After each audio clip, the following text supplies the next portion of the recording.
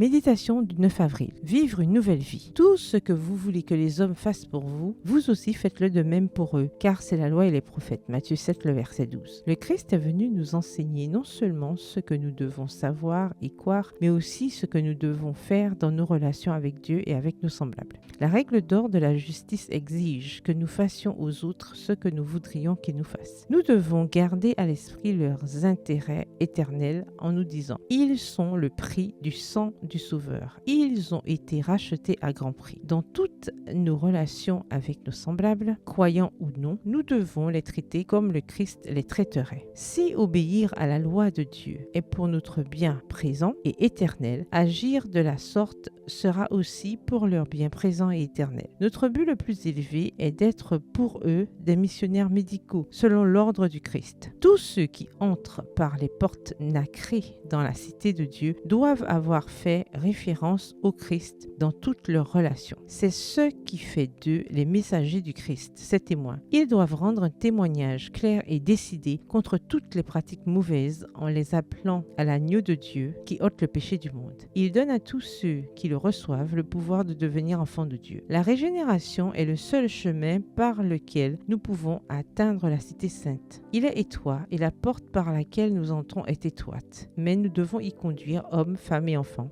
en leur enseignant que pour être sauvés, ils doivent avoir un cœur et un esprit nouveau. Les vieux traits de caractère héréditaires doivent être vaincus. Les désirs naturels de l'âme doivent être changés. Toute tromperie, toute falsification, toute médisance doivent être abandonnées. Une nouvelle vie, celle qui rend les hommes et les femmes semblables au Christ, doit être vécue. Nous devons en quelque sorte nager à contre-courant du mal. Le chemin qui mène au siècle est étroit. Il est encadré par la loi divine de l'Éternel. Ceux qui suivent cette voie doivent constamment renoncer à eux-mêmes. Ils doivent obéir aux enseignements du Christ. Ne mettons pas notre confiance en l'homme, mais en Jésus-Christ qui est mort pour nous gagner à la justice. Extrait de la lettre 103, datée du 9 avril 1905, adressée à E.S. Ballinger, administrateur du sanatorium de Paradise Valley. Bonne soirée, que l'Éternel vous bénisse.